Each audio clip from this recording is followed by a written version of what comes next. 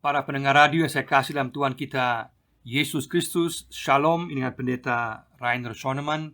Pada saat ini kita bersama-sama akan merenungkan tema Kristus dalamku, Kristus dalam kita atau Kristus dalamku. Kita membaca dari Galatia pasal 2 ayat 20. Galatia 2 ayat 20, Paulus berkata, "Namun aku hidup, tetapi bukan lagi aku sendiri yang hidup, melainkan Kristus yang hidup di dalam aku. Dan hidupku yang kuhidupi sekarang di dalam daging adalah hidup oleh iman dalam Anak Allah yang telah mengasihi aku dan menyerahkan dirinya untuk aku." Kristus dalamku.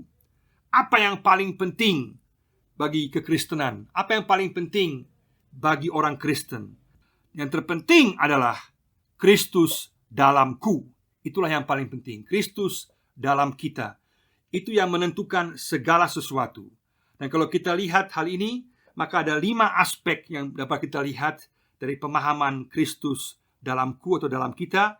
Yang pertama adalah kekristenan adalah Kristus. Kekristenan adalah Kristus. Ini berarti bahwa yang terpenting adalah berada dalam Kristus, yaitu en Christo atau en Theo, dalam Tuhan. Itulah yang terpenting. Karena pada saat kita berada dalam Tuhan, berarti kita berada dalam keselamatan. Kita berada dalam pembenaran oleh karena Kristus. Kita berada dalam penebusan oleh Yesus. Dan juga kita berada dalam pengudusan dalam Yesus, karena Yesuslah yang kudus. Dan kita juga dimuliakan bersama-sama dengan Yesus. Semuanya karena kita berada dalam Kristus, dalam Tuhan. Itu yang paling penting. Maka kekristenan adalah Kristus. Kekristenan bukan pertama-tama sebuah agama, sebuah hal yang berkaitan dengan moral. Tapi kekristenan adalah menerima Kristus, sehingga Kristus yang kemudian mendiami hidup kita, dan Dia yang menjadi penebus, juru selamat, pembenaran kita, pengudusan kita, dan juga pemuliaan kita. Kesalahan banyak orang Kristen adalah mereka mau mencoba untuk hidup dengan kekuatan sendiri sebagai orang Kristen, berusaha untuk menjadi orang Kristen yang baik dengan usaha dan kekuatan sendiri. Tetapi setiap orang yang berusaha melakukannya akan mengalami kegagalan, karena kita tidak bisa hidup sebagai orang Kristen tanpa kalau Kristus sungguh-sungguh hidup dalam kita. Maka pertobatan yang sebenarnya adalah pertobatan bila kita mengatakan bahwa kita tidak mampu, tetapi Kristus yang mampu. Kita tidak bisa, tapi Kristus yang bisa. Karena Yesus sendiri pun tidak pernah mengatakan kepada kita bahwa kita akan mampu untuk menjadi orang Kristen yang baik dengan kekuatan sendiri. Bukan. Yesus mengatakan bahwa kita harus menerima dirinya. Berarti mengganti diri kita, menyalibkan, mematikan pribadi kita, sehingga kita kemudian menjadi menerima Kristus. Dan Kristuslah yang sekarang yang menjadi penguasa dalam kehidupan kita. Berarti menerima Kristus, sehingga Kristus yang melakukannya, bukan dari kekuatan kita sendiri, tapi karena Kristus yang ada dalam diri kita. Ini sangat penting, karena kalau tidak, kita akan berusaha dengan kekuatan kita sendiri, dengan cara-cara agama kita sendiri, dengan moral kita sendiri. Tetapi kita akan lihat bahwa itu tidak akan mencapai tujuannya. Hanya bisa pada saat kita sungguh-sungguh menerima Yesus. Bukan lagi aku yang hidup, tapi Kristus yang hidup dalam aku. Maka kekristenan adalah menerima Kristus, dan kemudian Kristus yang diam dalam diri kita. Bukan lagi aku yang hidup, tapi Kristus yang hidup dalam aku. Sekali lagi, kekristenan adalah Kristus, sehingga kita perlu menemukan kembali Kristus. Karena hanya Kristus yang dapat memberikan kemampuan, kekuatan bagi kita untuk menghidupi sebuah kehidupan yang sesuai dengan kehendak Tuhan. Katakan pada saat itu, Tuhan Yesus, aku mau berada dalam Kristus. Aku mau berada dalam kehendak-Mu, sehingga aku diselamatkan, aku dibenarkan, aku ditebus, aku dikuduskan, dan aku dimuliakan bersama-sama dengan Engkau. Aku tidak mau hidup dari kekuatanku sendiri, tapi aku mau hidup dalam Engkau, sehingga Engkau yang berkuasa dalam kehidupanku. Yang kedua di sini adalah lepas nafas hidup lama dan tarik nafas hidup baru. Lepas nafas hidup lama dan tarik nafas hidup yang baru. Kalau kita mengatakan bahwa Kristus berada dalam kita, itu berarti kita melepaskan nafas hidup yang lama. Kita membaca misalnya dalam Roma pasal yang ke-6 ayat 5. Roma pasal 6 ayat 5 dikatakan di sana, sebab jika kita telah menjadi satu dengan apa yang sama dengan kematiannya, yaitu kematian Yesus, kita juga akan menjadi satu dengan apa yang sama dengan kebangkitannya, yaitu kebangkitan Yesus. Berarti kita telah mati bersama-sama dengan Yesus, dan sekarang kita sekaligus juga bangkit bersama-sama dengan Yesus. Itu berarti kita telah meninggalkan kehidupan yang lama, kita telah menghembuskan atau melepas nafas hidup yang lama. Kita bukan lagi bergantung kepada kehidupan yang lama. Kita baca dalam Kolose 1 ayat 13 sampai 14 dikatakan di situ, Ia, yaitu Yesus, telah melepaskan kita dari kuasa kegelapan dan memindahkan kita ke dalam kerajaan anaknya yang kekasih. Di dalam Dia kita memiliki penebusan kita, yaitu pengampunan dosa. Berarti kita lepaskan nafas hidup yang lama. Berarti kita sekarang bukan lagi di bawah kekuasaan iblis, bukan lagi di bawah kekuasaan dosa. Sekarang kita boleh menarik nafas hidup yang baru. Kita telah mati bersama-sama dengan Yesus. Pada saat kita mati berarti kita bukan lagi hidup dalam kedagingan kita. Sekarang kita adalah hidup dalam Kristus. Jadi Kristus yang saat ini menjadi kekuatan kita, menjadi jati diri kita dalam kehidupan kita. Dialah hidup, kekuatan kita, kuasa, kasih-Nya yang ada dan beroperasi dalam kehidupan kita. Itu juga sebabnya mengapa Paulus kemudian katakan dalam 2 Korintus pasal 5 ayat 17, jadi siapa yang ada di dalam Kristus, ia adalah ciptaan baru. Yang lama sudah berlalu, sesungguhnya yang baru sudah datang. Berarti pada saat kita berada dalam Kristus, kita melepas nafas hidup yang lama dan kita menarik nafas hidup yang baru.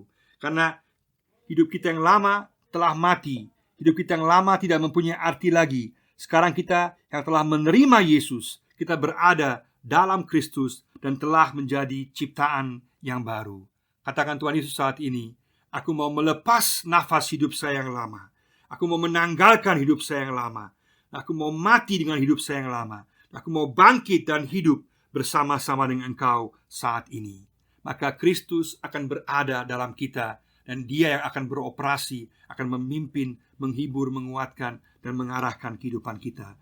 Karena Yesus bukan hanya saja mau supaya kita masuk ke sorga, kita dapatkan keselamatan kekal, tapi Dia juga mau supaya Dia memimpin kehidupan kita saat ini, supaya Dia menjadi Tuhan dalam kehidupan kita saat ini, dalam mengarungi kehidupan kita pada saat ini. Katakan, aku mau melepas nafas hidup yang lama, dan aku mau menarik nafas hidup yang baru.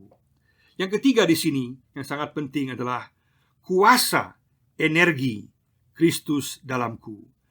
Kuasa atau energi Kristus dalamku sangat penting. Dalam Filipi pasal 4 ayat 13 dikatakan di situ, segala perkara dapat kutanggung di dalam Dia yang memberi kekuatan kepadaku. Segala perkara dapat kutanggung di dalam Dia yang memberikan kekuatan kepadaku. Di sini menjadi sangat jelas bahwa Yesus bukan hanya mau supaya kita masuk surga, sekaligus Dia juga rindu dan Dia mau supaya kita mengalami kekuatannya, energinya, kuasanya hari demi hari. Dan Paulus katakan bahwa segala perkara dapat Dia tanggung dalam kuasa Yesus yang diberikan kepadanya.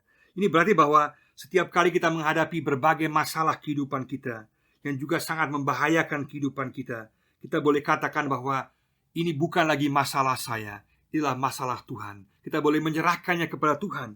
Kita boleh yakin, boleh bersyukur mengatakan, Tuhan, Engkaulah yang akan mengurus permasalahan ini. Engkau yang akan bertindak, Engkau yang akan campur tangan. Ini bukan lagi masalah saya.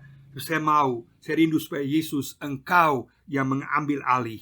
Engkau yang kemudian memberikan jalan keluar dalam masalah yang tengah saya hadapi.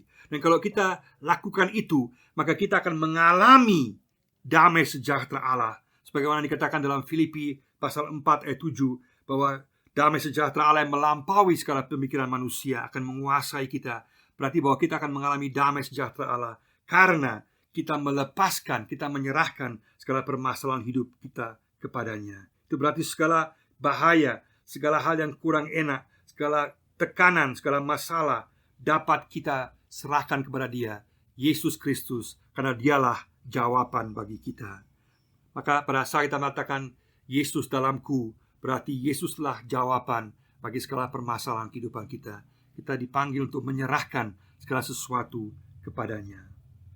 Yang keempat adalah menerima DNA atau kodrat ilahi. Menerima DNA atau kodrat ilahi. Kita membaca dari 2 Petrus 1 ayat 4, bunyinya demikian, dengan jalan itu Ia, yaitu Yesus, telah menganugerahkan kepada kita janji-janji yang berharga dan yang sangat besar, supaya olehnya kamu boleh mengambil bagian dalam kodrat ilahi dan luput dari hawa nafsu duniawi yang membinasakan dunia. Pada saat kita berada dalam Kristus atau Kristus berada dalam kita, maka kita menerima kodrat ilahi. Kita menerima DNA ilahi, DNA Allah Tritunggal. Dalam Kolose pasal 2 ayat 10 dikatakan bahwa kita menerima kepenuhan ilahi, dan kamu telah dipenuhi dalam Dia. Artinya kita telah menerima kepenuhan ilahi dalam diri kita, sehingga kita sekarang menerima kodrat ilahi, menerima DNA ilahi, sehingga kita dalam cara kita berpikir, cara kita bertindak, dalam perasaan kita, dalam kelakuan, tindakan kita, dalam segala hal, dalam kemauan kita sekarang dikuasai oleh kodrat ilahi.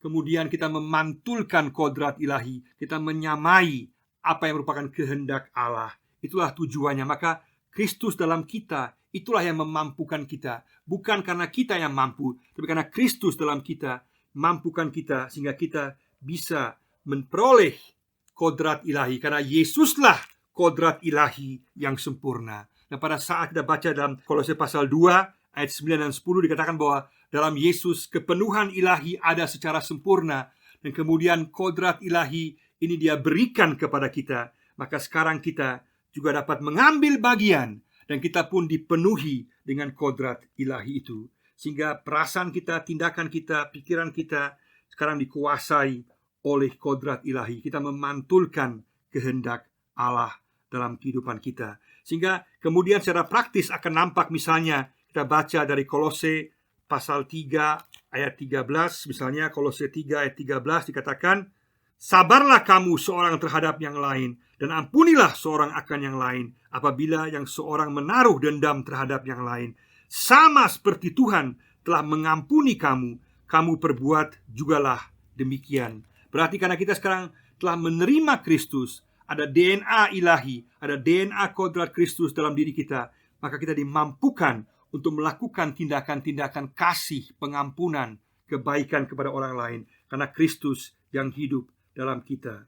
Jadi segala sesuatu yang kita lakukan dalam kebaikan kehidupan kita berasal dari Kristus, bukan berasal dari diri kita, karena Kristus yang hidup dalam kita. Katakan, Tuhan, aku mau sungguh-sungguh menerima DNA kodrat ilahi. Aku mau menerima Kristus dalam kehidupanku, sehingga kodrat ilahi, DNA ilahi ini nampak dalam kehidupanku hari demi hari, sehingga dalam segala sesuatu orang lain dapat melihat, dapat merasakan bahwa Engkau hidup dalamku, bahwa ada kasih yang terpancar, ada belas kasihan yang terpancar, ada kepedulian yang terpancar, ada pengampunan, dan juga ada pertolongan bagi orang lain dalam berbagai situasi kehidupan, sehingga mereka merasakan adanya suasana yang berbeda karena Kristus yang hidup dalam kita. Katakan, Tuhan, aku rindu dipenuhi kodrat ilahi, dipenuhi DNA ilahi.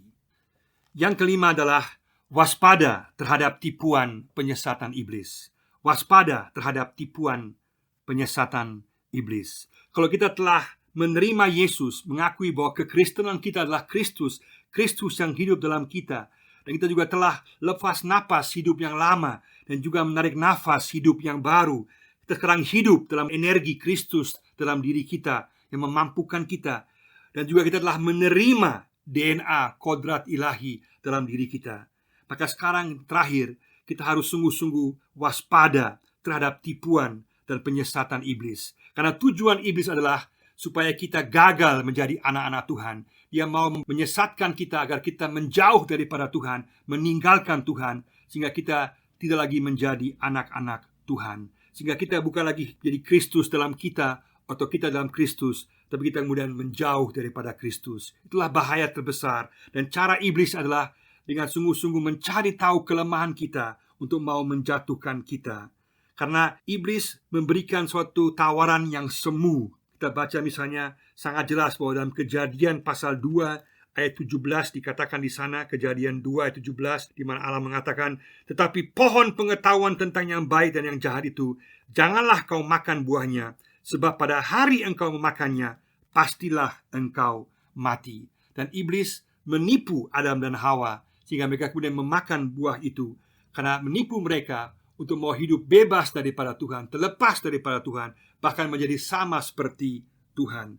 Padahal kehidupan manusia dirancang dalam hubungan dengan Tuhan, dalam kasih kepada Tuhan, dalam ketaatan kepada Tuhan, dalam ketergantungan kepada Tuhan. Dan pada saat manusia kemudian memakan buah itu, maka mereka jatuh dalam dosa dan mereka mengalami kematian. Apa artinya kematian? Yaitu kematian kehidupan yang Tuhan berikan, yaitu kehidupan rohani. Karena Allah mengambil rohnya yang kudus dari mereka, sehingga mereka mengalami kematian secara rohani, dan kemudian sebagai akibatnya juga mengalami kematian secara jasmani. Iblis akan selalu berusaha dengan tawaran-tawaran yang semu supaya kita tidak mengasihi Tuhan, supaya kita tidak bergantung kepada Tuhan, supaya kita tidak taat kepada Tuhan, seolah-olah kita bisa hidup terlepas daripada Tuhan. Sebuah kebohongan yang sangat besar, karena manusia diciptakan dalam kodratnya, dalam hubungan dengan Tuhan, sehingga hanya dalam Tuhan dia dapat mengalami kebahagiaan, kedamaian, kesejahteraan. Dan pada saat manusia menjauh daripada Tuhan, maka sifat kebinatangan yang mulai muncul, di mana ada anarki, ada kaos, kehancuran, perusakan diri sendiri, penindasan, pembunuhan, dan berbagai macam kejahatan yang luar biasa terjadi karena manusia kemudian lepas dari hubungannya dengan Tuhan dan kemudian mementingkan kepentingan dirinya sendiri dan berusaha untuk memenuhi segala keinginannya dan tujuan hidupnya dari dirinya sendiri. Tidak mau mendengar Tuhan, mengisi kekosongan mereka, kehampaan mereka dengan segala cara, tetapi tidak pernah mengalami kebahagiaan dan sukacita dan juga keselamatan, karena mereka mencarinya di luar Tuhan. Karena manusia diciptakan dalam hubungan dengan Tuhan. Dan iblis sangat pandai, sangat lihai untuk menipu kita, menyesatkan kita supaya kita jauh daripada Tuhan. Kita harus kembali sadar bahwa pada saat iblis mau mencobai kita, kita harus menentangnya dan kembali kepada Tuhan, mengatakan, "Kristus yang hidup dalam aku. Aku telah melepas nafas hidup yang lama. Aku telah menarik nafas hidup yang baru. Aku sekarang hidup dalam kekuatan, energi, kuasa Yesus dalam aku. Dan aku sekarang telah menerima kodrat DNA ilahi. Aku mau dikuasai oleh Kristus. Aku mau menerima kasih-Nya. Aku mau hidup dalam ketergantungan kepada Kristus. Aku mau sungguh-sungguh taat kepada Kristus. Sehingga dengan demikian aku akan mengalami kebahagiaan, kedamaian, ketenangan, keselamatan dalam hubungan dengan Tuhan. Dalam Efesus pasal yang keempat ayat 17-18, Efesus 4 ayat 17-18, Paulus mengingatkan demikian. "Sebab itu kukatakan dan kutegaskan ini kepadamu di dalam Tuhan. Jangan hidup lagi sama seperti orang-orang yang tidak mengenal Allah, dengan pikirannya yang sia-sia dan pengertiannya yang gelap, jauh dari hidup persekutuan dengan Allah, karena kebodohan yang ada di dalam mereka dan karena kedegilan hati mereka." Mari sama-sama kita mewaspadai segala jenis tipuan penyesatan iblis yang mau menjauhkan diri kita daripada Yesus. Katakan, kita mau, "Kristus, engkau hidup dalamku."